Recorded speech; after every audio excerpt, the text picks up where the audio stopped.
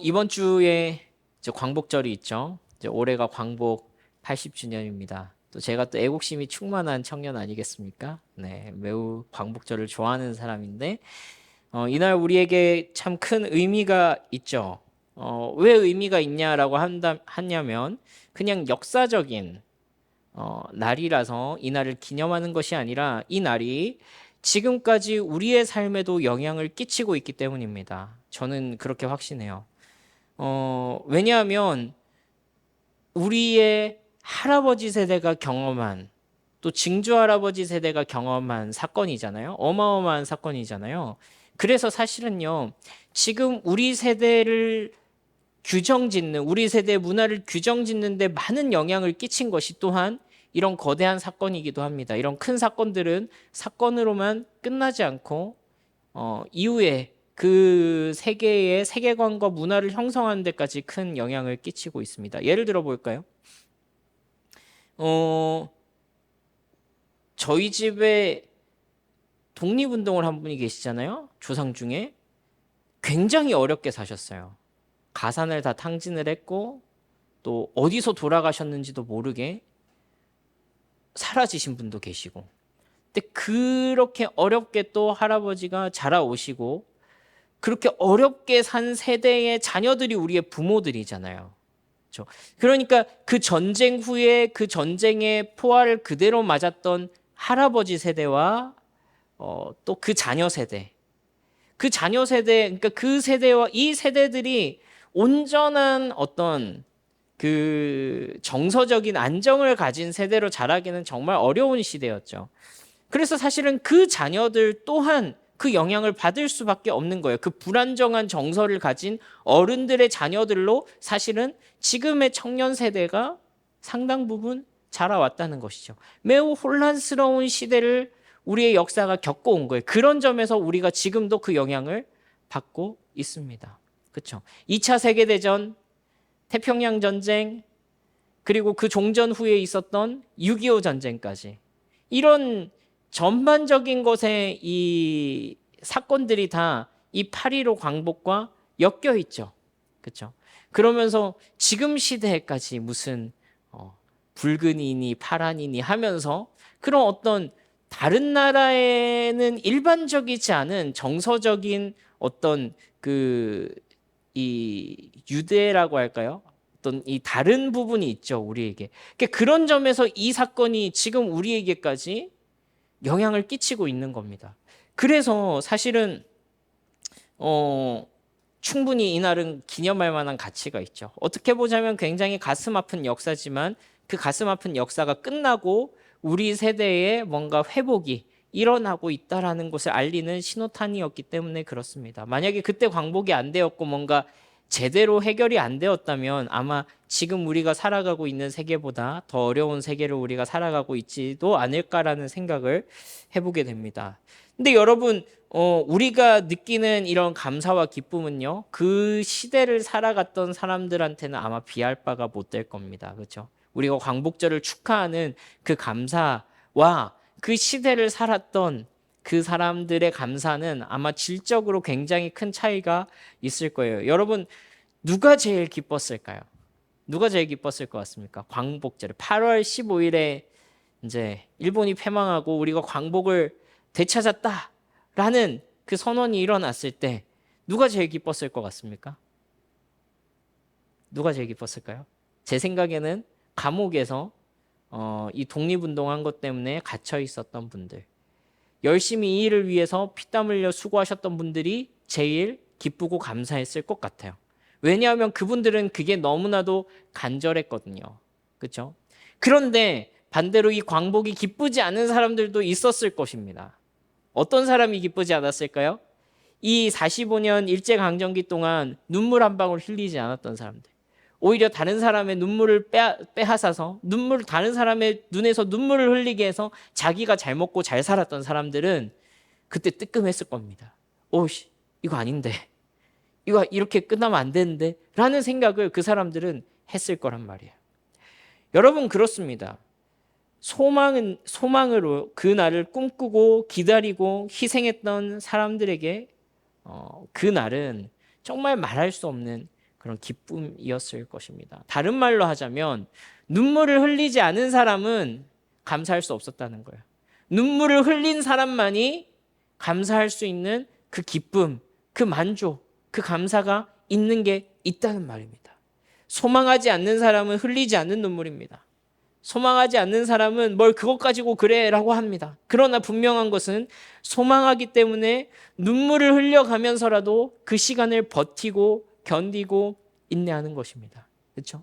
오늘 말씀도요, 사실 이 광복과 유사한 이야기를 담고 있는 그런 말씀입니다. 이 말씀의 배경은요, 바벨론의 이 이스라엘 민족이 포로 생활하고 있다가 처음으로 돌아온 사람들, 그러니까 1차 바벨론 포로 귀환 때에 성도들이 찬양했을 것으로 추측되는 그런 찬양의 말씀입니다.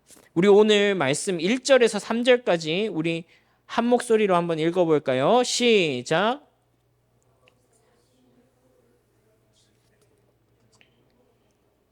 그때 우리 입에는 웃음이 가득하고 우리의 혀에는 찬양이 찼었도다. 그때의 문나라 가운데에서 말하기를 여호와께서 그들을 위하여 큰 일을 행하셨다 하였도다. 여호와께서 우리를 위하여 큰 일을 행하셨으니 우리는 기쁘도다. 북이스라엘이 아시리아의 포로로 잡혀가게 되고 또 이후에 남유다가 바벨로니아의 포로로 잡혀가게 되죠. 결국에 이제 바벨로니아가 아시리아를 이제 먹게 되고 또 나중엔 페르시아가 바벨론 정복하게 되고 페르시아는 그리스 제국에 의해서 몰락되고 그리스는 로마에 복속되고 이런 이제 쭉 흐름이 있죠. 근데 바벨론 포로 생활하면서 처음으로 돌아왔던 사람들, 예레미야 선지자가요, 이 70년 동안 이스라엘 백성들이 포로 생활할 것이다. 그 이후에 너희를 회복시켜 주실 것이다 라는 예언의 말씀을 예레미야 선지자가 하게 되거든요. 그래서 이제 이 하나님께서 약속하셨던 것들의 성취로 70년이 찾아 포로가 귀환하게 되는데요. 이 포로 귀환은요, 총 3차에 거쳐서 일어나게 됩니다. 근데 이제 첫 번째 이제 이 포로 귀환 때에 오는 이야기라고 그랬잖아요. 이 포로 귀환 때는요, 누구나 다 돌아간 게 아니에요. 어떤 부류는요, 돌아가고 싶어가지고 막 돌아가자 했을 때 저요 하면서 따라 나선 사람이 있고요. 또 어떤 부류는 가고 싶지만 못 가는 사람도 있었고요. 또 어떤 부류는 안 가고 싶은 사람도 있었습니다. 이 70년 만에 원래 이스라엘 땅으로 돌아가도 좋다라는 이 칙령이 발표되고 돌아가라 라고 했을 때 예레미야가 그때 뭐라고 그랬어요? 우리 함께 성경 공부했었죠? 뭐라고 그랬습니까? 예레미야가 바벨론 포로로 처음에 잡혀갔을 때 그 땅의 평화를 위해서 기도해라. 그 땅이 잘 되기 위해서 기도해라. 그렇게 했잖아요. 근데 이게 무슨 말이었다 그랬죠? 그 땅에 동화되라는 말이었습니까? 아니죠. 동화되지 않지만 그 땅의 평화를 위해서 기도하고 그 땅에서도 하나님의 백성답게 삶을 유지해 가라라는 말씀이었다라고 그랬죠. 그렇죠? 그래서 이 약속, 예루살렘으로 우리가 돌아갈 그 날이 올 것이다라는 것을 기다리면서 그것을 간절히 소망하면서 그 시절을 살았던 사람들이 있어요. 그 땅의 평화를 위해서 기도하고 그 땅을 위해서 간구하지만 그 땅에 동화되지는 않고 그리스도인답게 하나님의 자녀답게 살아가 보려고 발버둥 쳤던 사람들이 그 시절 가운데 있었단 말이에요. 그 사람들이 바로 진짜 소망으로 살았던 사람들입니다. 여러분 생각해 보십시오. 이미 처음 포로로 잡혀왔을 때 시니어들은 다 죽었어요. 지금 포로로 잡혀간 지 몇 년이 지났다 그랬죠? 70년. 70년이 지났습니다. 그때 태어났던 아이가, 포로로 잡혀갈 때 태어났던 아이가 지금 70살이 되었다고요. 경건한 부모로부터 말씀을 듣고 또 그 말씀이 그 아이의 마음 가운데 소망이 되어서 부모로부터 전달되는 그 말씀을 듣고서 내가 예루살렘으로 돌아가고 싶다라고 꿈꿨던 사람들이 오늘 돌아간 거예요. 이해가 되시나요? 뭐 80, 90대 분들 해봤자 10살, 20살 때 아주 어릴 때에 봤던 그 신앙생활밖에 없어요. 근데 그 마음 가운데 어떻게 돼요? 말씀이 그 마음 가운데 소망을 집어넣었던 것입니다. 한 번도 예루살렘 땅을 밟아보지 못했지만 그곳에 돌아가서 하나님께서 약속하신 그 땅에서, 하나님께서 거룩하다고 하신 그 땅에서 예배하기를 소망했던 사람들, 사모했던 사람들, 바로 그 사람들이 1차 포로 기환에 참여했던 사람들이에요. 지금 이곳에서 만들어져 있었던, 70년 동안 만들어져 있었던 삶의 터전을 버리고 갔어야 됐습니다. 지금 이곳에서 내가 안정적인 모든 것들을 만들어 놓은 거, 그거 다 놔두고 갔어야 됐어요. 이 사람들의 헌신이 얼마나 큰 헌신이었나 우리가 생각을 해보게 되는 거예요. 이게 오늘 이 찬양을 부르고 있는, 이 시편을 부르고 있는 사람들의 모습입니다. 이 사람들의 삶이었다고요. 근데 문제가 있었죠. 이 소망, 감격, 그죠? 얼마나 막 이 화려한 찬양이에요. 1절부터 3절까지 우리 한 번만 더 보여주시겠어요? 뭐라고 그래요? 우리는 꿈꾸는 것 같았도다. 입에 웃음이 가득하고 우리 혀에는 찬양이 찼었도다. 그죠? 온 열방이 하나님의 큰 일을 찬양하였도다. 여호와께서 우리를 위하여 큰 일을 행하셨으니 우리는 기쁘도다. 이러고 있어요. 그런데 문제가 있는 거예요. 막 이렇게 감격에 차서 바벨론을 떠날 때 막 사람들의 환호를 받으면서, 가고 싶지만 못 가는 사람들의 축하를 받으면서, 혹은 시세 많은 사람들도 있었을 거잖아요. 에이, 여기서 잘 먹고 잘 사면 되지. 이미 우린 뭐 여기서 다 판 깔아놨는데 뭘 또 거기로 돌아가, 이러면서 막 의심스러운 말을 내뱉는 사람도 있었을 것입니다. 그때 이 떠나는 사람들 뭐라고 했을까요? 아니야, 하나님의 약속의 땅이 저기 있어. 하나님께서 우리를 돌려보내주시는 거야. 하나님께서 우리 가운데 소망을 주셨어. 라고 막 이렇게 말하지 않았겠냐고요. 딱 보라고 가서 무슨 일이 일어난지. 근데 갔는데 어때요? 갔는데 아무것도 없는 거예요. 갔는데 아무것도 없는 거예요. 성벽은 부서져 있고 성전은 완전히 파괴되어 있고 그곳에서 사는 사람이 있었는데요, 가장 영양가 없는 사람들만 남겨놓고 다 바벨론으로 떠난 거예요. 그러니까 이 예루살렘이라는 이 이스라엘의 수도가 완전히 개토화돼 가지고 아주 사람이 살만한 땅이 아니게 되는 거예요. 분명히 하나님께서 약속하셨던 그 포로 기환이 시작됐는데, 하나님의 구원을 맛봤는데, 그 감격을 누렸는데, 근데 그게 완성된 게 아니었더란 말이에요. 이제부터는 그 소망으로 발을 떼서 출발을 하고 나서는 그 다음부터는 뭐가 시작돼요? 현실을 감당해야 돼요. 현실을 온몸으로 맞아야 되는 거예요. 여러분, 사실 이게 성도의 삶 아니겠습니까? 이게 성도의 삶이죠. 어느 날 하나님의 말씀이 우리의 마음으로 찾아왔습니다. 하나님의 나라를 꿈꾸게 했습니다. 구원의 기쁨을 맛보게 했습니다. 소망 가운데 하나님의 약속을, 하나님의 백성으로 살아가기를 다짐하고, 또 그렇게 영적으로 포로 귀환했습니다. 하나님 나라를 향해서 걸어가기 시작했습니다. 그런데 현실은 어때요? 현실은 어떻습니까? 여러분, 현실은 이 땅에 녹록지 않은, 이 땅의 구조와는 너무나도 다른, 이 땅이 돌아가는 원리와는 너무 다른 하나님 나라의 원리를 따라서 살아가야 되니까 이게 안 맞는 겁니다. 돌아가는 게 없는 겁니다. 잘 안 되는 겁니다. 삐걱거리는 겁니다. 하나님의 백성으로도 살고, 그러면서도 이 땅에서 살아남아야 되고, 이 두 가지 조건을 같이 충족시킨다는 것이 만만치가 않은 것이죠. 여러분, 오늘 이 말씀에서요, 이 시인은요, 이미 시작된 포로기환, 그러나 아직 완성되지 않은 그 포로기환, 완성되지 않은 독립, 그 사이를 살아가는 이 모습을 보여주고 있는 것입니다. 여러분, 구원받은 하나님의 백성도 이와 같습니다. 구원받은 하나님의 백성의 삶도 이와 같습니다. 우리는요, 이미 시작된 하나님의 나라를 살고 있죠. 하나님의 나라를, 예수를 믿는 우리와 함께 그 나라가 시작되고 선포되었죠.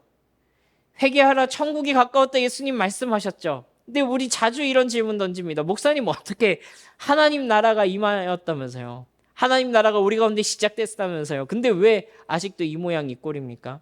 왜 이 세상은 이렇고 나는 또 왜 이거밖에 안 됩니까? 라는 질문을 던지게 되죠. 근데 왜냐하면은 이것은 이미 하나님의 약속에 따라서 시작되었지만 아직 완성된 것은 아니기 때문에 그렇습니다. 우리는 그 갭을 살아가고 있어요. 그 사이를 살아가고 있는 사람들이란 거예요. 여러분, 사실 이 사이를 살아간다는 것이 참 고달프죠. 쉽지가 않습니다. 쉽지가 않습니다. 시편의 다른 부분에 보면은 우리가 눈물 골짜기를 지나갔다 그렇게 말합니다. 또 인생이 짧으면 60, 건강하면 70이라도 이 인생에는 질고와 고난으로만 가득 차 있다 이런 말씀도 있습니다. 어떻게 보자면 이것이 우리가 살아가고 있는 아주 현실적인 우리의 삶이라는 것입니다. 그런 점에서 성경이 매우 가치 있죠. 성경은 이상적인 말, 좋은 말만 우리에게 해주지 않습니다. 성도가 이 땅 가운데서 겪어가야 할 현실을 있는 그대로 보여줍니다. 그런데 그 있는 그대로의 현실을 맞으면서 살아갈 때 이것을 어떻게 견디며 살아갈 수 있을까? 어떻게 이 길을 잘 건너갈 수 있을까에 대한 이야기도 함께 해주는 것이 성경 말씀인 것입니다. 그래서 오늘 이 시인은요, 오늘 이 시간을 기도와 눈물로 채우며 소망하기를 멈추지 않는 모습을 보여줍니다. 기도와 눈물로 소망을 가지고 이 시간을 채워가는 것입니다. 우리 4절부터 6절까지 함께 한번 읽어보겠습니다. 함께 읽습니다. 큰 소리로 시작. 여호와여 우리의 포로를 남방 시내들 같이 돌려보내소서. 눈물을 흘리며 씨를 뿌리는 자는 기쁨으로 거두리로다. 울며 씨를 뿌리러 나가는 자는 반드시 기쁨으로 그 곡식단을 가지고 여러분 오늘 이 시편의 시인은요 이 갭을 살아가면서 이 현실을 살아가면서 먼저 기도합니다. 뭐라고 기도합니까? 그게 바로 4절이거든요. 우리 4절만 한 번 더 읽어보겠습니다. 시작.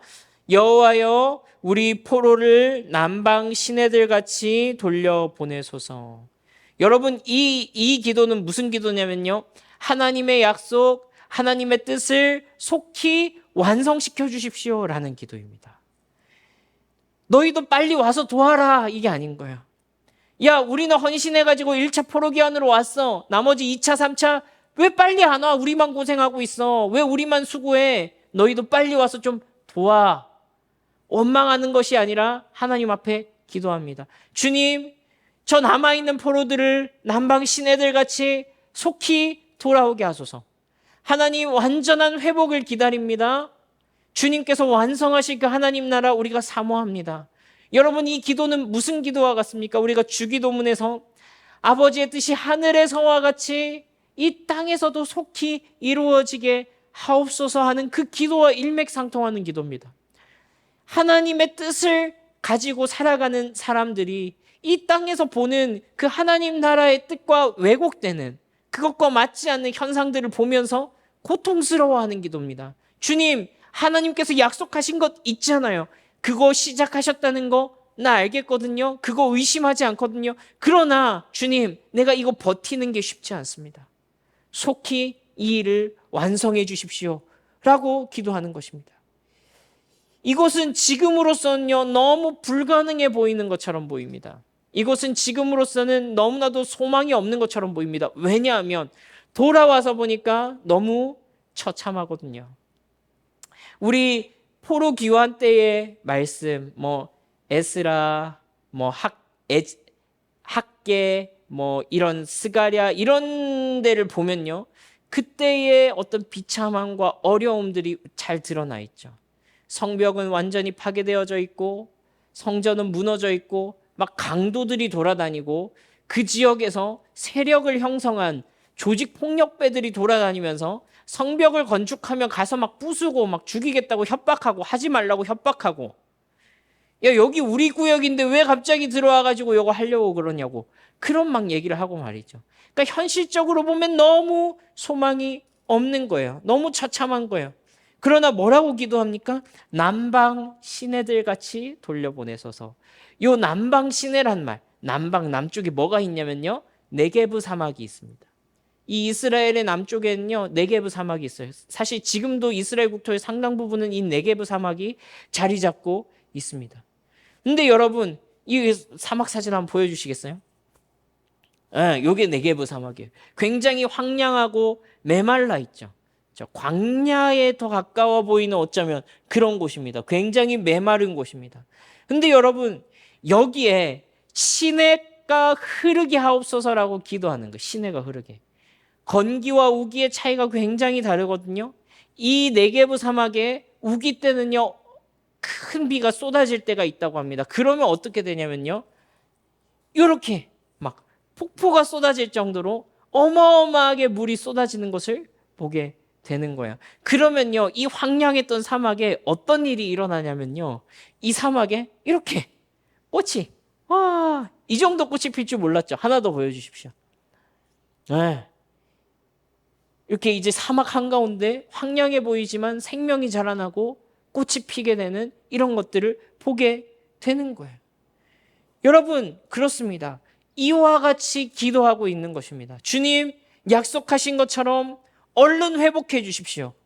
지금 이 황량한 사막에 꽃을 기대할 수 없지만 그날에 이 남방 시내들 같이 이 황량한 곳에 물이 넘쳐 흐르고 생명이 살아나고 하나님의 나라가 회복되어지는 것을 보게 해 주십시오 라는 그 거룩한 소망을 가지고 지금 기도하고 있는 것입니다. 그리고 두 번째로 이 사람은 기도하고 또 뭐 했죠? 소망한다 그랬습니다. 우리 5절 6절만 같이 한번 읽어보겠습니다. 함께 읽습니다. 시작. 눈물을 흘리며 씨를 뿌리는 자는 기쁨으로 거두리로다. 울며 씨를 뿌리러 나가는 자는 반드시 기쁨으로 그 곡식단을 가지고 돌아오리로다. 여러분, 왜 눈물을 흘리면서 씨를 뿌릴 것 같아요? 왜 눈물을 흘리면서? 슬퍼서, 너무 소망해서, 기뻐서. 왜 그랬을 것 같아요? 먹을 게 없어서 그래. 먹을 게 없어서. 여러분 생각해 보세요. 70년 동안 버려져 있었던 땅으로 돌아왔어요. 밭이었던 곳들, 돌짝이 끼고 다 이미 농사를 짓기에는 이 밭에 갈아엎어져 있지 않아가지고 적합하지 않은 땅이었을 것입니다. 70년 동안 멈춰 있었던 땅으로 돌아왔습니다.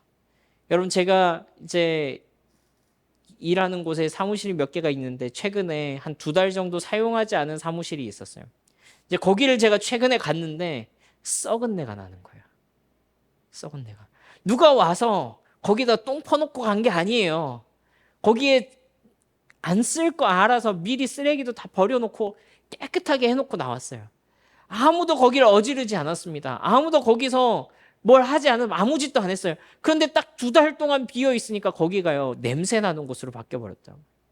와, 얼마나 지독하고 이렇게 뭔가 좀 지저분해졌는지 여기에 사람이 활동하지 않았구나가 확 느껴지더라고요. 그거 진짜 신기하죠, 그죠? 누가 더럽힌 것도 아닌데 이상하게 사람이 살지 않으면 그렇게 고물이 돼 버리더라고요. 사람이 살지 않은 집. 그렇죠? 그러니까 여러분 어떻겠습니까? 이 땅에서 누가 제대로 농사나 지었겠습니까? 거기서 남아 있었던 사람들도 자기 먹을 정도로만, 그죠? 경제가 돌아가지 않으니까 그냥 자급자족할 정도로만 조금만 키우지 않았겠습니까? 그런 땅에 돌아와서 정착하려고 한다고요. 그래서 이 씨앗 주머니를 메고 밖으로 나가는 것입니다. 씨앗을 뿌려야 되는 거예요. 근데 이게 어떤 씨앗이에요? 바벨론 땅에서 건너올 때 내가 먹고 살아보려고 조금 챙겨갔던 거예요. 이거 오래 갔을까요? 몇 포대나 가지고 올 수 있었을까요? 차에 쌀을 싣고 오는 것도요, 100kg 이상 가지고 오는 거 쉽지 않습니다. 근데 100kg 해봐야 어떻게 돼요? 20kg짜리 5봉지밖에 안 되잖아요. 20kg짜리 5봉지 내 가족이 얼마면 먹어요? 금방 먹어요, 생각보다. 근데 그거를 내가 먹을 것도 없는 그 상황에서 이곳에서 정착하고 하나님께서 이곳을 회복시킬 것이라는 믿음이 있기 때문에, 소망이 있기 때문에 뿌려야 되는 거예요. 오늘 당장 먹을 게 없는데 이것을 가져다가 뿌려야 되는 거예요. 그러니까 눈물이 나죠. 눈물을 흘리면서 씨를 뿌리는 거예요. 이게 될까? 하나님 진짜 여기 회복시키실까? 하나님 진짜 일하실까? 모르겠어요. 하지만 하나님 말씀하셨으니까 눈물을 흘리면서 씨를 뿌리는 것입니다. 오늘 이 사람들이 바로 그런 사람들인 거예요. 그러니까 씨를 뿌리러 나가는데 눈물이 나는 거죠. 하지만 이 사람들이 가진 소망은 무엇입니까? 이 사람들이 기도한 것처럼 하나님께서 시작하신 구원을, 하나님께서 시작하신 이 하나님의 나라를 완전히 이루실 것이라는 것을 내가 믿기 때문에, 하나님께서 말씀하셨기 때문에 그것을 내가 믿고 한 걸음 한 걸음 나아가는 것입니다. 여러분, 하나님 말씀하셨기 때문에 지금 내가 아무렇지도 않습니까?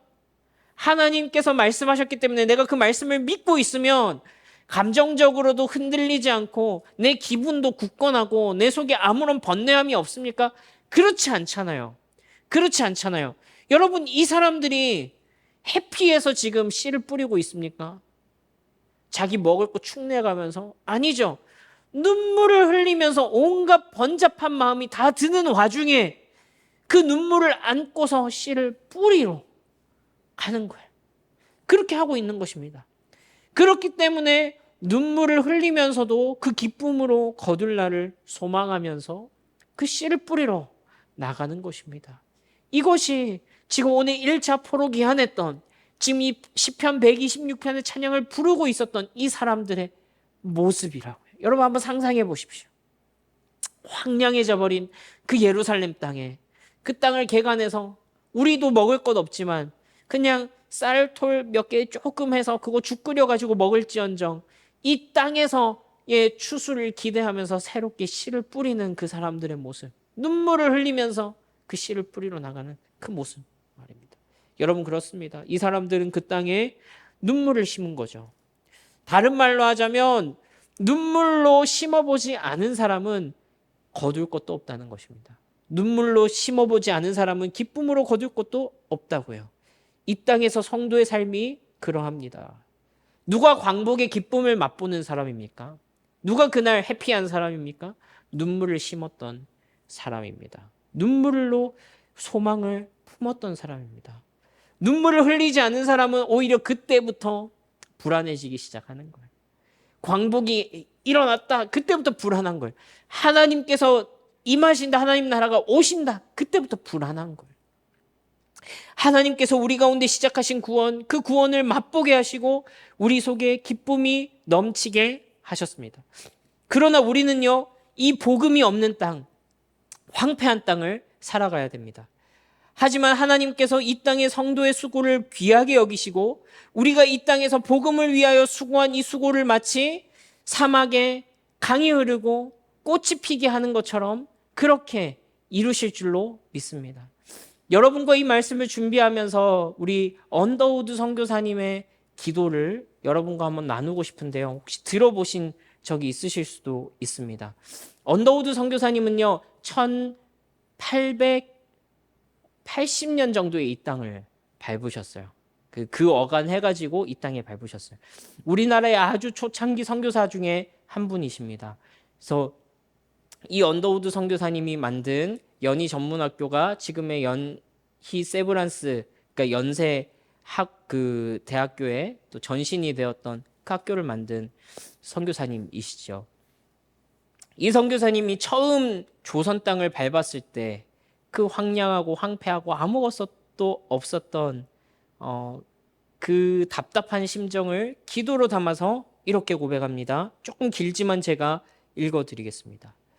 주여, 지금은 아무것도 보이지 않습니다. 주님, 메마르고 가난한 이곳 조선 땅, 나무 한 그루 시원하게 자라오르지 못하고 있는 이 땅에 저희들을 옮겨와 심으셨습니다.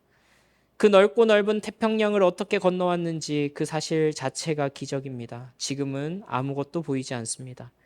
보이는 것은 그저 고집스럽게 얼룩진 어둠뿐, 어둠과 가난과 인습에 묶여있는 조선 사람뿐입니다. 그들은 왜 묶여있는지도 고통이라는 것도 모르고 있습니다. 고통을 고통인 줄 모르는 자에게 고통을 벗겨주겠다고 하면 의심부터 하고 화를 냅니다. 조선 남자들의 속셈이 보이지 않습니다. 이 나라 조정의 내심도 보이지 않습니다. 가마를 타고 다니는 여자들을 영영 볼 기회가 없으면 어쩌나 합니다. 조선의 마음이 전혀 보이지 않습니다. 그리고 저희가 해야 할 일이 전혀 보이지 않습니다. 주님, 그러나 주님, 순종하겠습니다. 겸손하게 순종할 때 주께서 일을 시작하시고 그 하시는 일을 우리들의 영적인 눈으로 볼 수 있는 날이 있을 줄 믿나이다. 믿음은 바라는 것들의 실상이요 보지 못하는 것들의 증거니라고 하신 말씀을 따라 조선의 믿음의 앞날을 볼 수 있게 될 것을 분명히 믿습니다. 지금은 우리가 황무지 위에 맨손으로 서 있는 것 같사오나 지금은 우리가 서양 귀신, 양귀신이라고 손가락질 받고 있사오나 자녀들이 우리 영혼과 하나인 것을 깨닫고 하늘나라의 한 백성, 한 자녀임을 알고 눈물로 기뻐할 날이 있음을 믿나이다. 지금은 예배드릴 예배당도 없고 학교도 없고 그저 이곳의 모든 사람들로부터 경계와 의심과 멸시와 천대함이 가득한 곳이지만 이곳이 머지않아 은총의 땅이 되리라는 것을 믿습니다. 주여 오직 제 믿음을 붙잡아 주소서. 언더우드 선교사님이 처음 이 조선 땅을 밟았을 때 26살이었습니다. 언더우드 선교사님은 잘 사는 집 아들이었어요. 언더우드 타자기라는 굉장히 유명한 타자기 회사를 경영하고 있는 뉴욕에서 그 사업을 영위하고 있는 굉장히 큰 자산가였습니다. 그 형이 언더우드 타자기의 대표로 있었죠. 언더우드는 26살 나이에 모든 자기가 공부했던 것과 그 땅에서 누릴 수 있는 것들을 다 버려두고 이 조선 땅 가운데 왔습니다. 그리고 평생을 살다가 지금도 저기 마포구 양화진에 가면 언더우드 선교사님의 묘역이 그곳에 있죠. 온 가족이 이곳에서 생을 마감했습니다. 이 언더우드 선교사님이 미국에 돌아가셔서 조선 땅에 선교사들을 보내달라고 소망으로 요청했을 때 응답하였던 남장로교 7인의 선발대가 지금 전라도 지역에 복음을 전했던 또한 선교사들이었습니다. 여러분들의 신앙의 베이스가 만약에 이 전라남도 지역이라면 남장로교, 미국 남장로교 선교사, 거슬러 올라가면 언더우드 선교사의 이 요청이 있었다는 거 기억하십시오. 여러분들이 경상도 지방에 살았었다. 그러면은 호주 장로교 선교사들의 헌신이 있었다. 북쪽에 살았다. 감리교 선교사, 북장로교의 선교사들의 헌신이 있었다. 이렇게 생각하시면 됩니다. 이 언더우드 선교사님, 지금은 아무것도 보이지 않습니다. 지금은 너무나도 황량합니다. 지금은 아무것도 꿈꿀 수 없습니다. 주님, 그러나 이 황량한 곳 가운데 우리를 심어두셨습니다. 머지않아 이곳이 생명의 땅이 될 줄로 믿습니다. 그 기도와 같이, 그 헌신과 같이 지금 이 땅 가운데 많은 그리스도를 믿는 사람들이 생겨나고 또 그 소망 가운데 하나님께서 열매 맺게 하시는 것들을 보게 합니다. 누군가가 눈물로 이 복음을 심었기 때문에 지금 우리가 있는 것이죠. 여러분, 사실 이것은요, 단지 언더우드 선교사님께서 그렇게 하신 것이 아니라 예수님께서 우리 가운데 먼저 그렇게 하신 것입니다. 우리 이 말씀 같이 한번 읽어보면 좋겠는데요. 우리 베드로전서 1장 23절 말씀을 같이 한번 읽어보겠습니다. 함께 큰 소리로 읽습니다. 시작. 너희가 거듭난 것은 썩어질 씨로 된 것이 아니요 썩지 아니할 씨로 된 것이니 살아있고 항상 있는 하나님의 말씀으로 되었느니라. 아멘. 예수님께서 심으셨습니다. 예수님께서 우리 가운데 심으셨대요. 무엇으로? 썩지 아니할 씨로 심었대요. 살아있고 항상 있는 하나님의 말씀으로 심으셨대요. 말씀이신 예수 그리스도, 그분께서 이 땅 가운데 오셔서 사셨다가 죽으시고 부활하셔서 눈물로 피로 심으신 그 씨앗입니다. 그리고 그 씨앗의 열매가 바로 우리들인 것입니다. 여러분, 성도는요, 소망으로 사는 사람들입니다.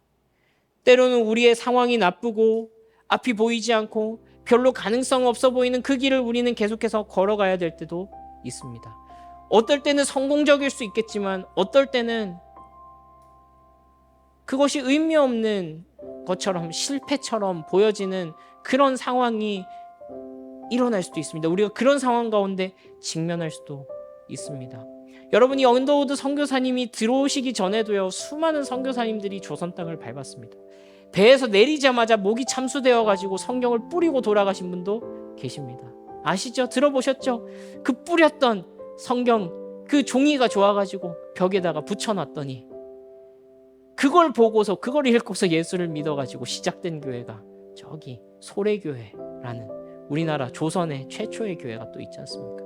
어떨 때는요, 이것이 의미 없이 낭비되어져 버리는 것 같은, 그냥 실패해버린 것 같은 그런 것으로 남기도 합니다. 그러나 여러분 어떻습니까? 하나님께서 약속하셨어요. 우리 가운데 구원을 시작하셨고 하나님 나라가 오게 할 것이다. 그리고 그 갭을 살아가고 있는 모든 성도들의 노력과 헌신은 하나도 버릴 것이 없다는 것입니다. 너희가 거듭난 것은 썩어질 씨로 된 것이 아니요 썩지 아니할 씨로 된 것이니 항상 있고 살아있는 하나님의 말씀으로 되었느니라. 우리가 지금 심고 있는 것은 썩어질 것이 아니라는 거예요. 우리가 지금 심고 있는 것은 썩어질 것이 아니라는 거예요. 살아있는 하나님의 말씀, 하나님의 복음, 그 복음을 따라 사는 삶, 이것이 모두 기쁨으로 추수할 날을 기다리는 우리의 눈물에 뿌리는 씨앗이 될 수 있다는 것입니다.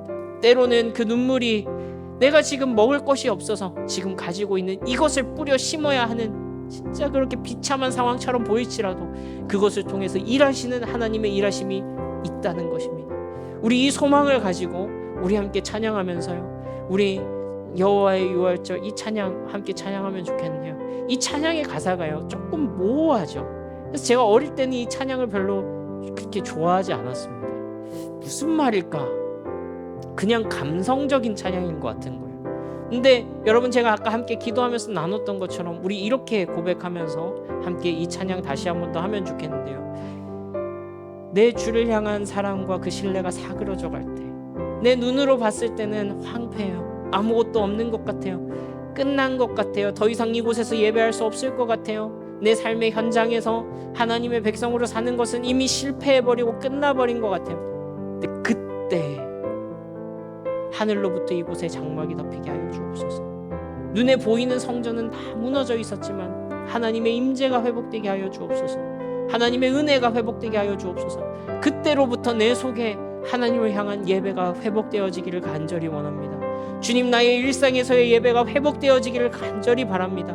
모든 소망이 다 사라졌다고 생각한 그곳에서부터 하나님을 찬양하는 찬양이 다시 시작되기를 바랍니다. 하나님, 내가 이미 시작된 이 하나님의 나라, 그리고 완성된 그 하나님의 나라에 이 황폐한 현실, 이 갭을 살아가고 있지만 주님, 바로 그곳을 덮어주시고 하나님의 은혜를 베풀어 주옵소서. 우리 이 찬양 함께 하시고 함께 기도하시겠습니다.